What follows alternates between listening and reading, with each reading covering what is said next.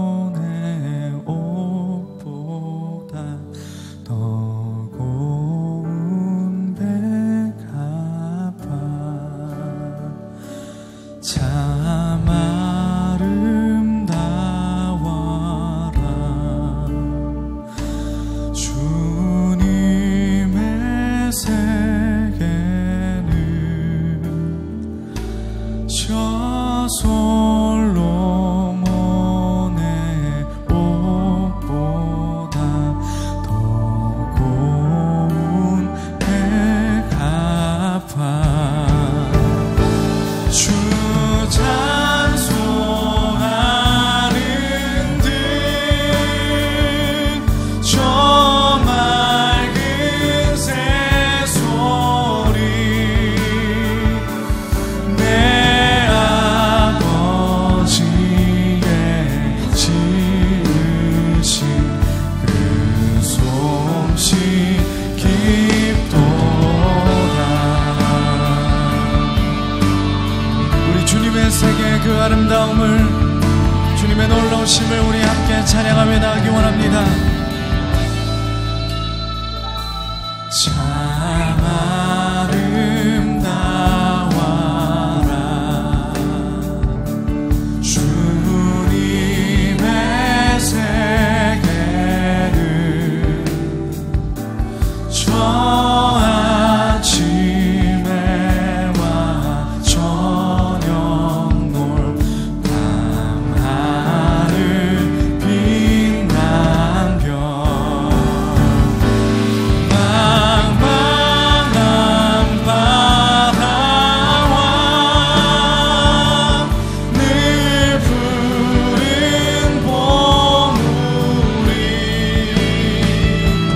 다 주 하나님 영광을 잘 드러내도다.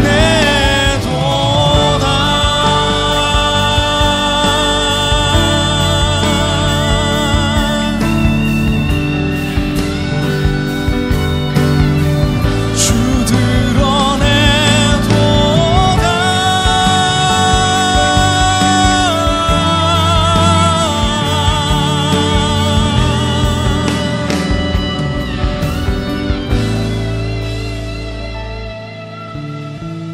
우리가 살고 있는 이 주님의 세계에는 주님의 솜씨로 지으신 아름다운 자연과 더불어 그분이 지으신 아름다운 사람들이 살아가고 있습니다. 우리 믿는 자들의 사명은 이 아름다운 사람들이 예수 그리스도의 복음을 듣고 거듭나 새 생명 가운데 다시 오실 마라나타 우리 주 예수를 맞이하는 것일 것입니다. 우리 계속해서 함께 찬양하겠습니다. 참 아름다워라 참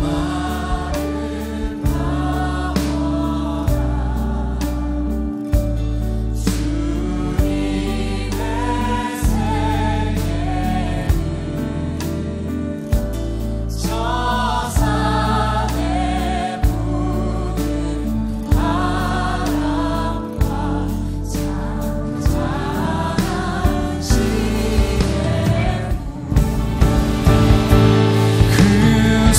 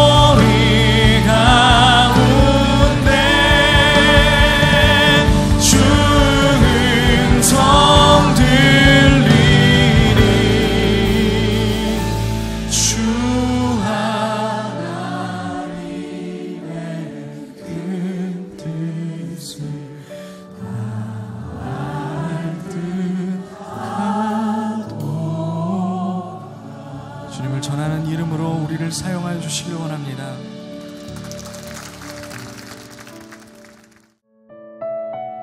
오늘 우리에게 주시는 하나님의 말씀은 고린도전서 2장 1절에서 5절입니다. 고린도전서 2장 1절에서 5절입니다. 형제들아, 내가 너희에게 나아가 하나님의 증거를 전할 때에 말과 지혜의 아름다운 것으로 아니하였나니 내가 너희 중에서 예수 그리스도와 그가 십자가에 못 박히신 것 외에는 아무것도 알지 아니하기로 작정하였음이라. 내가 너희 가운데 거할 때에 약하고 두려워하고 심히 떨었노라. 내 말과 내 전도함이 설득력 있는 지혜의 말로 하지 아니하고 다만 성령의 나타나심과 능력으로 하여 너희 믿음이 사람의 지혜에 있지 아니하고 다만 하나님의 능력에 있게 하려 하였노라. 자, 우리 한번 인사하고 말씀 나눴으면 좋겠습니다. 인터넷으로 예배드리는 많은 흩어진 분들 주님의 이름으로 사랑하고 축복합니다. 두 손을 들어 인사합시다. 시작. 주님의 이름으로 사랑하고 축복합니다. 고맙습니다. 건성건성하지 마세요. 큰일 납니다. 네. 자, 오늘 선교에 대한 이야기. 자, 선교하면 생각나는 사람이 있습니다. 가장 신학의 위대한 사람 사도 바울을 들 수 있을 것 같습니다. 사도 바울은 특별히 이방인들을 위하여 부르심을 받은 사람이니까 지금 우리들의 머릿속에 생각나는 선교사라고 하면 딱 맞을 것 같습니다. 그런데 오늘 제가 여러분들과 함께 나누려고 하는 말씀은 단순히 해외 선교나 선교사들의 이야기가 아니라 하나님 마음에 대한 이야기를 여러분들과 함께 나누려고 합니다. 바울은 해외 선교를 하는 데 있어서 그때 가장 적절한 자격을 가지고 있었던 사람입니다. 당시 헬라 문화권 속에 있었는데 그는 로마의 시민권을 가지고 있었고 그는 헬라어에도 능통한 사람이었고, 사도 바울이 이 복음을 전하는 데 갔던 그리스 아테네라고 하는 지역이 있는데요, 그 지역은 특별히 사도 바울에게 잘 맞는 지역이었던 것 같아요. 자, 오늘 여러분들이 정신을 조금 차리고 초반에 저를 따라오셔야 되는데, 오늘 본문 말씀은 사도행전 17장과 연결이 되어 있습니다. 이 부분을 설명을 해야 될 것 같아요. 사도행전 17장에서 사도 바울은 그리스, 지금의 아테네죠, 아덴에서 복음을 전하게 됩니다. 그의 모든 장점을 다 활용할 수 있는 곳에서 사도 바울이 복음을 전하죠. 사도행전 17장 22절에서 이렇게 얘기하고 있어요. 바울이 아레오빠고 가운데 서서 말하되 아덴 사람들아, 너희를 보니 범사에 종교심이 많도다. 그들이 가지고 있었던 종교에 대해서 충분한 이해를 가지고 사도 바울은 그렇게 말씀을 시작합니다. 그런데 그 결과가 사도 바울이 생각했던 것에는 못 미쳤던 것 같아요. 17장 32절부터 34절까지 말씀을 한번 보겠습니다. 그들이 죽은 자의 부활을 듣고 어떤 사람은 조롱도 하고 어떤 사람은 이 일에 대하여 내 말을 다시 듣겠다 하니, 이에 바울이 그들 가운데 떠나매 몇 사람이 그를 가까이 하여 믿으니 그 중에는 아레오빠고 관리 디오누시오와 다말이라 하는 여자와 또 다른 사람들도 있었더라. 여기서 우리가 주목해야 될 건 몇 사람이라는 말입니다.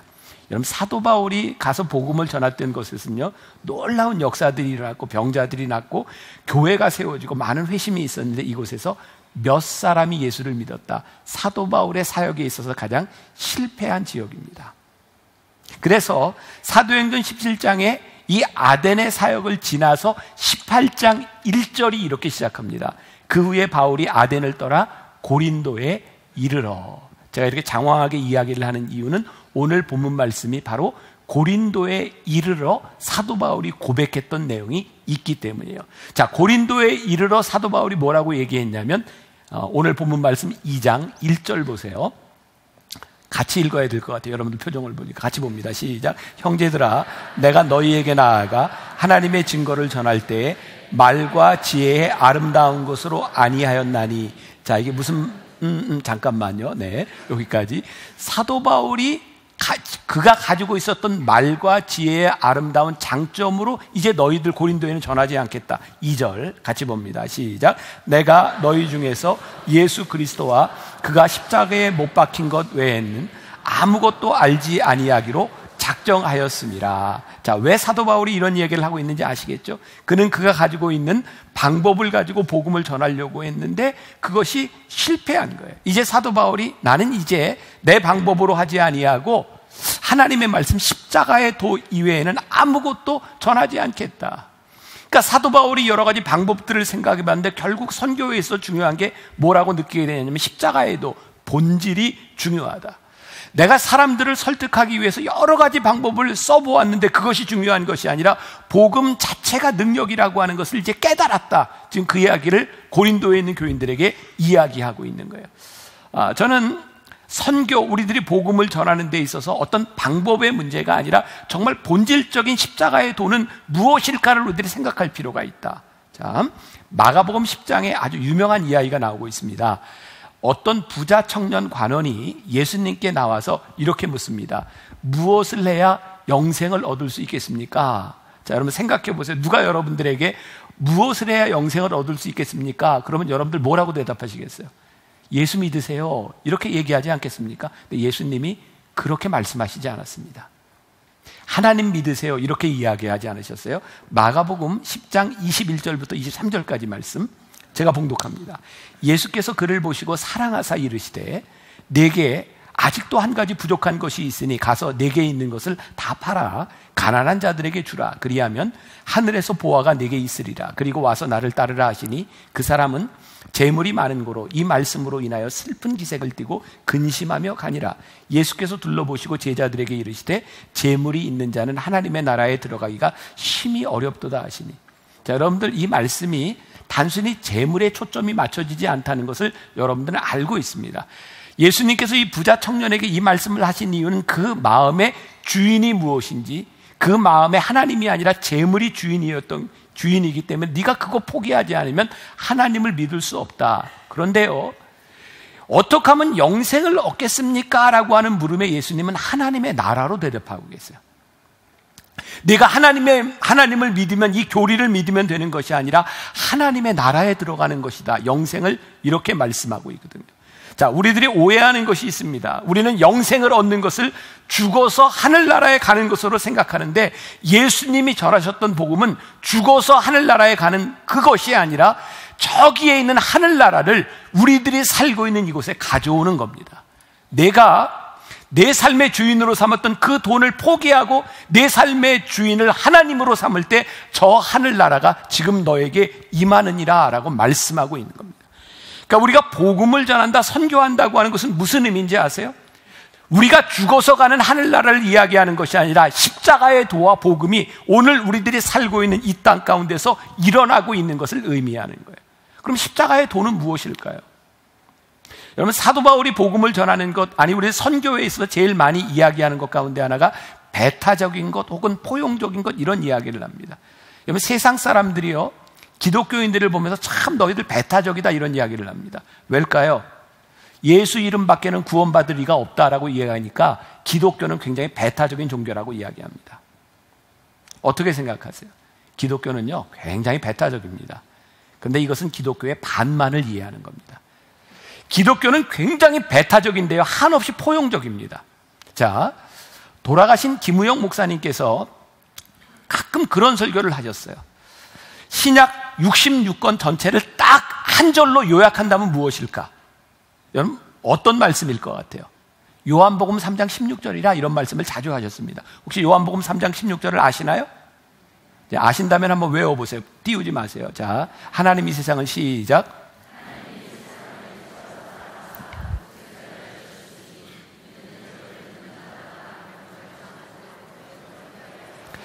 제가 오늘 여러분들을 확실히 믿고 말씀을 전하겠습니다. 맞았어요. 하나님이 세상을 이처럼 사랑하사 독생자를 주셨으니 이는 저를 믿는 자마다 누구든지 멸망치 않고 영생을 얻게 하려 하심이라. 이 말씀 가운데 굉장히 포용적인 누구든지, 그런데요, 그를 믿는 자마다, 굉장히 배타적인데 굉장히 포용적입니다. 십자가의 도는요, 그렇게 배타적인 것이 아니라 너무나 포용적이고요, 그렇게 포용적인 것으로 끝나는 것이 아니라 한없이 배타적입니다. 이 진리를 우리들이 알 필요가 있어요. 저는 십자가의 도에는 하나님 아버지의 소원이 있다고 생각하고요, 하나님 아버지의 소원을 알 때 우리들에게는 능력이 있다고 저는 믿거든요. 우리들이 믿음을 잘못 오해하는 것이 있습니다. 제가 이렇게 써보았는데요, 제가 토요일에도 10시 예배에도 읽어드렸는데 잘 이해가 안 되시는 것 같아요. 그래도 한번 읽어드릴게요. 믿음에 대한 오해입니다. 우리가 믿는 것을 믿음으로 생각하고 믿음대로 된다고 믿는 것을 믿음이라고 생각하는 것이 오해다. 이해가 되셨어요? 여러분들, 우리가요, 믿는 것을 믿음으로 생각하고 내가 믿는 대로 된다고 믿는 것은 믿음에 대한 오해입니다. 믿음은 내가 믿는 것이 아니에요. 내가 믿는 대로 생각하는 그것이 되는 것이 믿음이 아닙니다. 믿음은 철저하게 하나님의 마음을 알고 하나님을 믿는 것이 믿음이지 내가 믿는 것이 믿음이 아닌 거예요. 그러니까 여러분, 믿음은요, 나의 확신 가운데서 나오는 거거든요. 확신이 있을 때 우리는 담대하죠. 그런데 사도 바울이 아덴에서 복음을 전하면서 그가 믿는 것을 전했는데 철저하게 깨어집니다. 그래서 사도 바울이 고린도에 있는 교인들에게 말하는 거예요. 이제 오늘 본문 3절부터 5절이 이해가 되실 거예요. 자, 3절부터 5절 같이 한번 봉독합니다. 시작. 내가 너희 가운데 거할 때 약하고 두려워하고 힘이 떨어져라. 내 말과 내 전도함이 설득력 있는 지혜의 말로 하지 아니하고 다만 성령의 나타나심과 능력으로 하여 너희 믿음이 사람의 지혜에 있지 아니하고 다만 하나님의 능력에 있게 하려 하였노라. 이제 사도 바울에게 있어도 보인 게 뭐예요? 내가 능력으로 했는데 그거 아니더라는 거예요. 그리고 나의 능력, 아니 하나님이 일하시는 것의 능력이 무엇이냐면 하나님이 행하시는 일에 능력이 있다라고 하는 것을 깨닫게 되는 거예요. 자, 제가 인디아 선교사에 대한 이야기를 여러분들과 이렇게 영상으로 보여드렸어요. 우리들의 마음 가운데는요, 선교하고 싶은 것도 있고 선교하기 싫은 것도 있고 내가 원하는 것이 있고 내가 원치 않는 것이 있습니다. 우리는 늘 그렇게 쉽게 생각하잖아요. 내 마음이 간다. 내 하나님의 일을 한다, 선교를 한다고 하는 것은 내 마음이 가는 것이 아닙니다. 하나님의 마음이 있는 곳에 내 마음이 가야 선교가 되는 거예요. 제가 선교사님들 위로하는데 우리는, 저도 그렇고 선교사로 나갈 만한 그런 용기도 없는 사람이고 어쩌면 우리는 편하게 지내고 있는지 모르겠어요. 우리들이 할 수 있는 게 하나 있다면 하나님의 마음이 있는 곳에 가 있는 선교사님들을 돕고 하나님의 마음에 동참하는 것이 참 우리들에게 필요하겠다.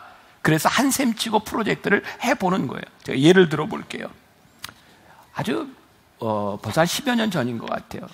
우리 교회 장로님들과 함께 일본에 며칠을 갔다 온 적이 있습니다. 거기 가서 회의도 하고 또 여행도 했어요. 그 가이드가 일본에 대해서 이렇게 이야기를 하면서 이 전 세계 인류 가운데 일본 사람들을 우습게 여기는 나라가 딱 하나 있대요. 혹시 아시겠어요? 한국 사람만 유일하게 일본을 우습게 여긴답니다. 근데 일본은 우리가 생각하는 것보다 훨씬 더 강한 나라고 우리보다 잘 사는 나라입니다. 일본 사람들은요, 어려서부터 교육을 참 잘 받아서, 저도 일본에 갈 때마다 느끼는 것이 우리나라하고는 많은 기질적으로 다르고 참 예의 바른 민족이다라고 하는 것을 많이 느끼죠. 2차 세계대전 이후에 그 일본 사람들은 정직을 팔아 신용을 산다, 이런 캐치프레이즈를 내걸고 경제적인 대국을 이루었습니다. 우리가 흔히 중국, 한국, 일본 이렇게 민족성을 이야기할 때 중국 사람들은 일을 시켜놓고 감시를 안 하면 일을 안 한다, 이렇게 얘기를 했고요. 한국 사람들은 시키면 제일 빨리 하는데 꼭 문제가 생긴다, 이렇게 얘기를 했고요. 일본 사람들은 시키면 정확하게 한다. 그러니까 사실 민족성이나, 여러분 우리들이 인정하기 싫을지 모르겠지만 일본 사람들은 우리들이 가지지 못하는 장점과 경제력을 많이 가지고 있는 나라인 것이 확실합니다. 근데 참 이상하죠. 제가 일본을 갈 때마다 느끼는 것은 그들이 물론 자연재해가 많은 그런 나라이기도 하지만 굉장히 우중충합니다. 건물 색깔부터 굉장히 어둡습니다. 암울한 느낌이 듭니다. 아, 영적으로 많이 눌려 있구나 그러면서 야, 저 지역을 우리들이 선교해야 될 지역이다라고 생각하는데 일본은 선교가 잘 되지 않습니다. 그리고 여러분들도 저도 한국 사람인데 일본 사람들을 바라볼 때 그래, 선교해야지 이런 마음을 가지고 있지만 그 나라를 뜨겁게 사랑한다고 하는 것이 쉽지 않습니다. 이제 3.1절 다가오죠. 유관순 누나를 생각하면, 서대문 형부소를 띄워올리면 이거 어떻게 우리들이 일본 사람들을 품고 사랑할 수 있겠습니까? 쉽지 않습니다. 많은 선교사들이 일본에 가 있지만 일본은 아직도 크리스찬 인구가 1%를 넘지 않는, 복음화가 되지 않는 나라입니다. 동경의 만낙교회 김광현 선교사님이 한 번은 저한테 그런 얘기했습니다. 목사님, 일본에 왜 선교가 안 되는지 아십니까? 하나님께서 우리 크리스찬들에게 묶고 풀 수 있는 권세를 주셨는데 한국 사람들의 마음속에 일본 사람들을 용서하지 못하는 꽉 조여있고 묶여있는 것이 있습니다. 그거 풀지 않으면 선교가 잘 되지 않을 것 같습니다. 그 이야기를 들으면서 그런 생각을 했어요. 우리 민족이 가지고 있는 아픔과 그 사람들을 바라보는 그 생각 말고 그 민족과 그 영혼들을 바라보는 하나님의 마음이 우리들 마음에 보이지 않으면 우리들의 선교하는 것 참 힘들다. 선교의 지경, 우리들이 하나님의 소원이 우리들 가운데 들어오기 시작할 때 하나님의 눈으로 보는데 내가 믿는 대로, 내가 하고 싶은 대로 하는 것은 결코 선교가 아니라는 생각이 드는 거예요. 제가 요 근래 읽었던 책 중에 가장 인상적이었던 게 존 오토버그 목사님이 쓴 인생 영생이 되다라는 책입니다. 거기에 보면 종교적인 의미에서의 선교와 하나님의 관점에서의 선교를 이야기하고 있습니다. 제가 오늘 말씀의 포인트가 여기 있습니다. 요 이야기를 하기 위해서 지금까지 이 이야기를 한 거예요. 그러니까 잘 들어야 되겠습니까? 안 들어도 되겠습니까? 잘 들어야 되겠죠. 자, 이 책에 보면 그 로스포인트 교회 앤디 스탠리 목사님이 한 이야기를 인용하고 있는데요. 앤디 스탠리 목사님이 이런 얘기를 했어요. 많은 사람이 그리스도인을 공룡은 믿지 않지만 자신들만 천국에 간다고 믿으며 자신들 외에 나머지 모든 사람이 지옥에 간다는 사실을 은근히 즐기는 도덕주의자요, 동성애 공포증 환자이며 과학에 반대하는 비판적인 고집쟁이들로 정의한다. 우리가 제일 많이 듣는 얘기가 기독교인들 굉장히 고집세고 배타적이고 이기적이라는 말을 참 많이 듣습니다. 어떤 면에서 보면 우리들이 복음을 잘못 이해하기 때문에 이런 이야기를 듣는 것 같다는 생각을 합니다. 우리들이 그리스도인이라고 하는 말을 합니다. 근데 여러분, 성경에 예수님이 한 번도 우리들에게 그리스도인되라고 가르치신 적이 없습니다. 그리스도인이라고 하는 말이 성경에 3번 등장하는데요. 이 책에 의하면 그리스도인이라고 불리었던 이유는 당시 초대교회에 여러 민족, 유대인뿐만 아니라 헬라인, 로마에 있는 사람들, 이 사람들이 예수를 믿는데 이것을 종족으로 분류할 길이 없으니까 여러 종족 중에 메시아를 믿는 사람을 가리켜서 그리스도인이라고 불렀습니다. 그러니까 호칭하는 단어였던 거예요. 그리고 예수님은 우리들에게 그리스도인이 되라라고 가르치신 것이 아니라 성경에 제일 많이 나오는 것은 제자가 되라는 것이었어요. 제자가 되라, 제자가 되라, 제자. 그래서 269번 신약에 제자라고 하는 말이 등장합니다. 우리들이 여기에서 그리스도인이 된다고 하는 것과 제자가 된다고 하는 것을 올바로 이해할 때 우리는 선교의 배타성, 선교의 포용성, 이것을 비로소 우리들이 이해하게 될 거예요. 우리들이 그리스도인을 만들려고 하면요, 우리들에게는 경계선이 있어야 됩니다. 여러분, 그리스도인하고 경계를 지으려면 어떻게 해야 돼요? 그리스도인인 사람의 특징과 그리스도인이 아닌 사람의 특징을 나눠야 되는 거죠. 그래서 그동안 우리들이 선교를 하면서, 아니, 우리 세계 기독교의 역사를 보면 여러분들 스페인, 포르투갈 이 나라들이 굉장히 강대국일 때 남미에 있는 사람들을 선교하기 위해서 많은 사람들이 갔습니다. 그런데 아무리 예수를 전해도 안 믿는 거예요. 그리스도인이 되지 않는 거예요. 그래서 그리스도인이 되라고 복음을 전하기 위해서 수없이 많은 사람들을 죽입니다. 학살합니다. 전쟁이 일어났습니다. 증오했습니다. 그리스도인이라고 하는 경계를 우리들이 선교라고 이야기할 때 우리는 하나님의 마음을 참 많이 잃어버립니다. 근데 우리들의 목적이 그리스도인 만드는 것이 아니라 하나님을 믿는, 하나님을 따르는 제자를 만드는 것이라고 할 때는 우리는 경계선상에서 보는 것이 아니라 조금 더 다른 차원에서 하나님을 믿어가는 과정으로서의 선교를 우리들이 보게 됩니다. 좀 어려우세요? 여기까지 괜찮아요? 네. 진짜죠? 네, 여기까지 괜찮아요. 자, 지금 제가 또 이제 설명을 할게요. 예수님 당시에 예수님이요, 율법학자들과 바리새인들에 대해서 굉장히 많이 질책하셨어요. 율법학자들은 어떤 사람이에요? 그들이 율법을 정해놓고 율법을 지키는 사람과 지키지 않는 사람, 이렇게 구분을 냈거든요. 근데 예수님이 그 율법학자들을 너희들 회칠한 무덤과 같다, 너희들 이거 잘못됐다고 이야기하거든요. 그들은 율법을 지키는 사람들인데, 왜? 율법을 지키는데 하나님의 마음이 없으니까 예수님께서 계속해서 그들에게 너희들은 하나님을 모른다, 하나님의 마음을 모른다고 말씀하셨거든요. 자, 존 오토버그의 책에 보면 이것을 설명하는 2개의 단어가 존재하는데, 자, 좀 어려운 말이에요. 유계집합 그리고 중심집합 이런 말을 씁니다. 자, 그림을 보여주세요. 설명을 할게요. 자, 유계집합, 중심집합. 자, 유계집합이라고 하는 것이 bounded set이라고 이렇게 동그라미가 있어요. 저 안에 들어간 사람과 밖에 있는 사람들을 구별하는 거고요. 또 하나 centered set, 중심집합이라고 하는 것은 중심에 십자가를 놓고 십자가에 가까이 있는 사람도 있고 십자가에 멀리 있는 사람도 있어요. 그러나 전부 저기는 하나입니다. 자, 이렇게 설명을 하더라고요. 자, 여러분 삼각형 아시죠?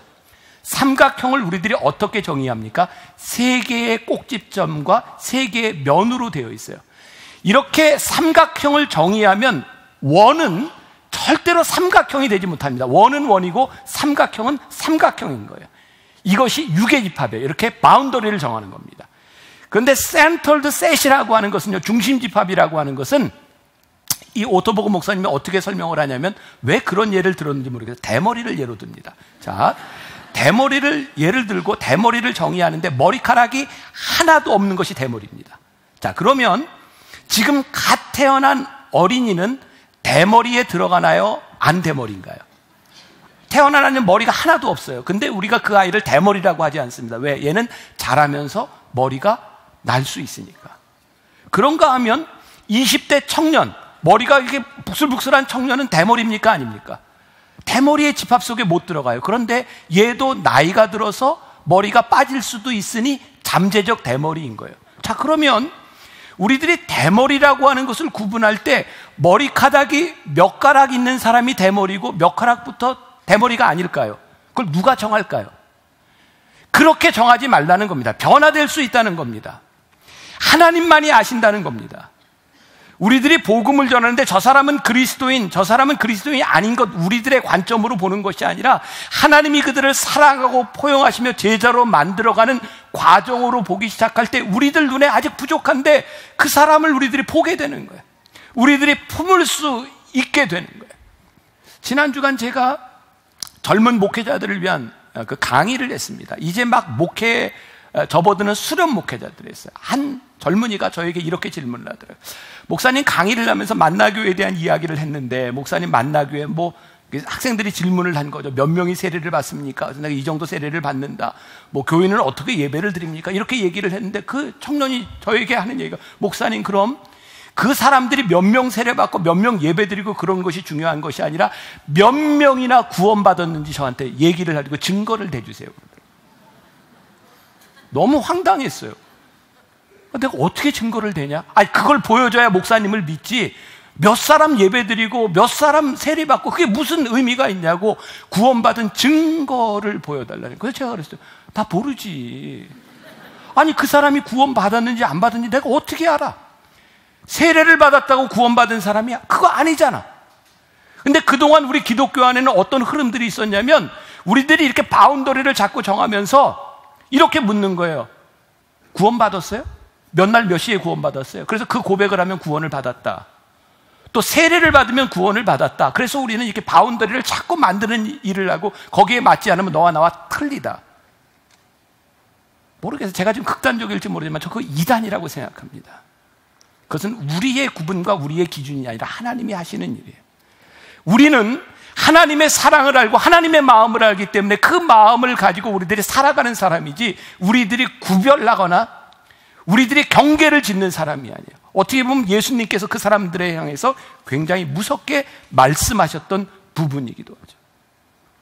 우리들이 회심이라고 생각하는 그것은 어떤 부분일까요? 박관태 선교사님이 몽골에 있으면서 그 의료 선교를 하면서 겪었던 일인데 저희 그런 얘기 하더라고요. 의료 선교를 가면 한 주간 내내 정말 오지에 들어가서 사람들에게 의술을 베풀고 복음을 전하고 마지막 가는 날 여러분 예수 믿기로 결심한 분들 다 나오세요. 그러면 90% 이상이 나온답니다. 다음에 가보면 90% 중에 10%도 남아있지 않는답니다. 우리들이 생각하는 회심, 우리들이 생각하는 그리스도인 된다고 하는 것은 줄을 딱 그어서 이 안에 들어오면 그리스도인이 되고 이 밖으로 나가면 그리스도인이 될 수 없습니다. 그렇게 얘기할 수 있는 것이 아니라는 거예요. 호주에 가면 목장을 운영하는 두 가지 방법이 있답니다. 하나는 목장에 있는 동물들이 도망가지 않도록 울타리를 치는 거래요.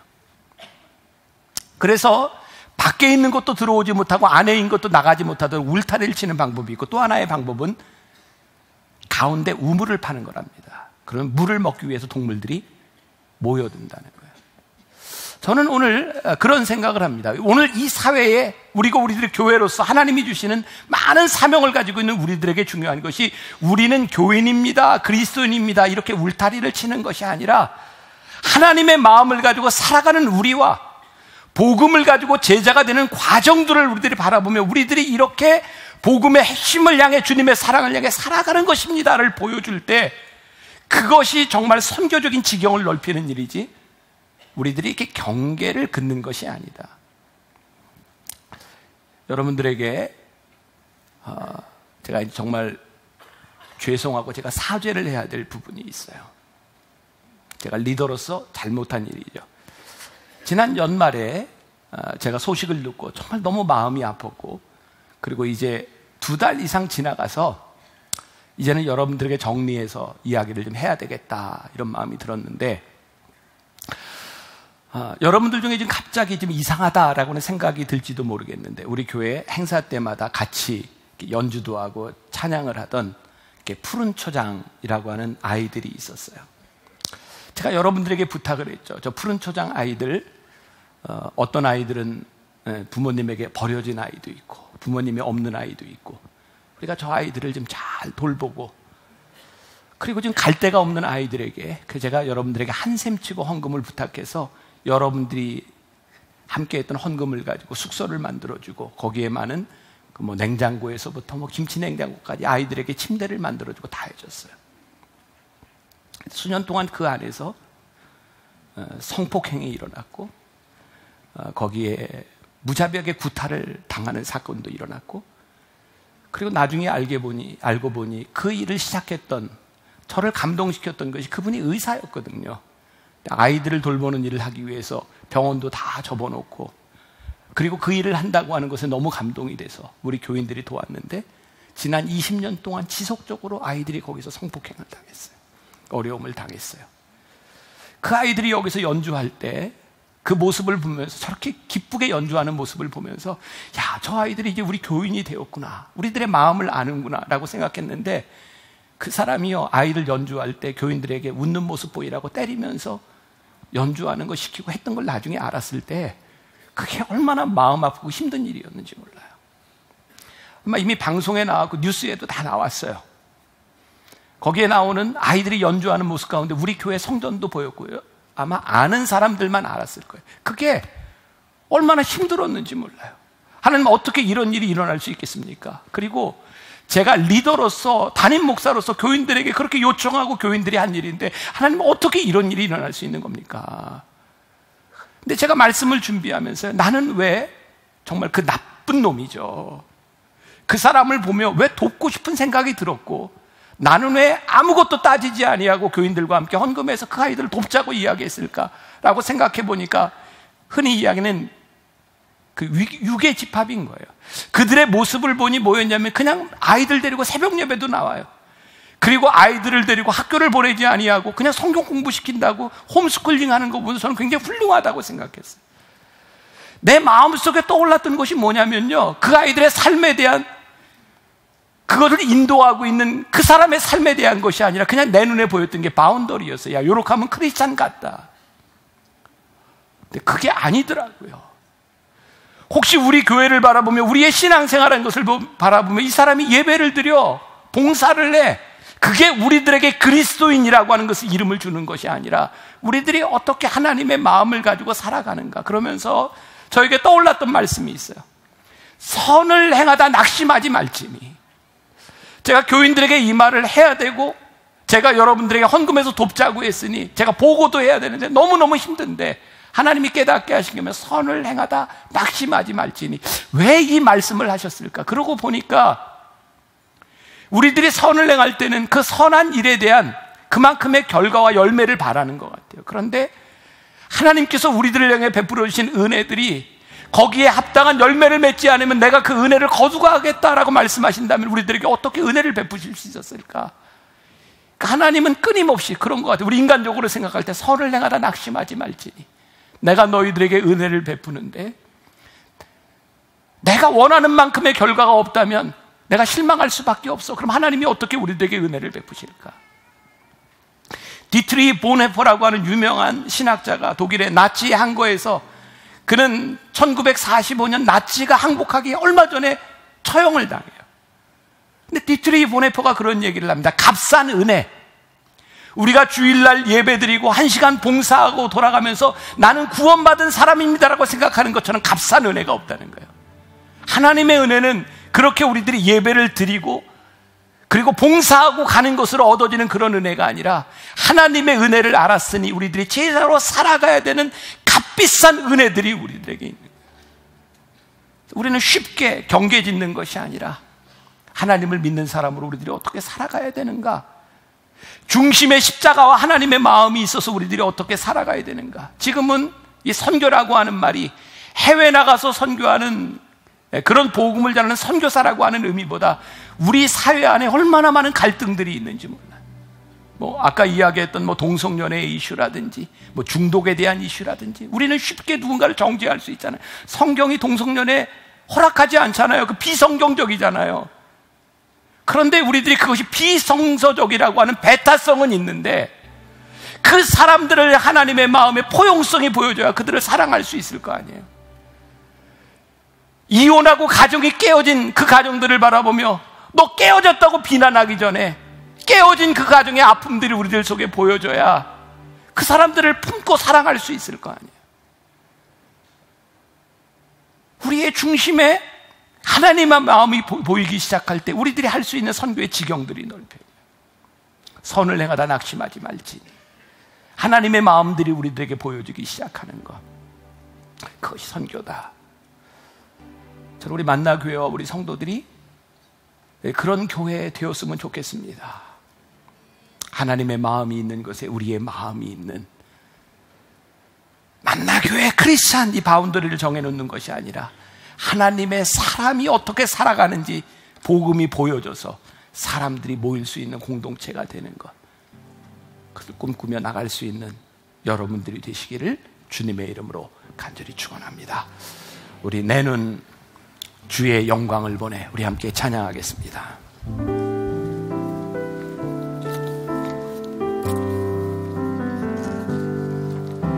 내는 주의 영광을 보내 우리 가운데 계신 주님,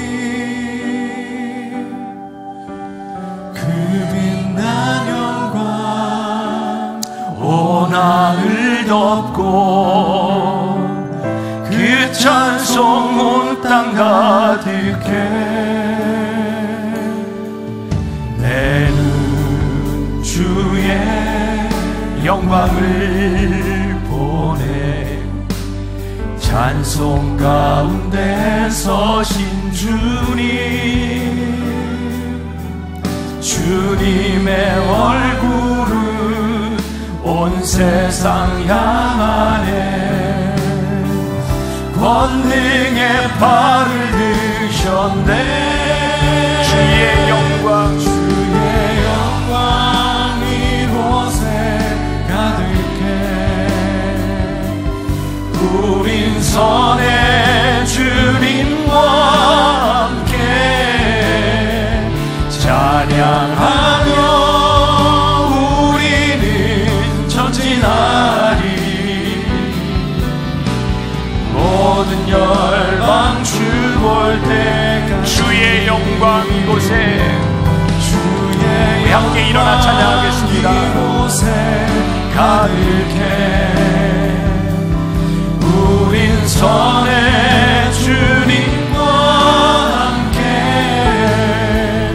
찬양하며 우리는 전진하리. 모든 열방 주 볼 때 주의 영광 이곳에 가득해.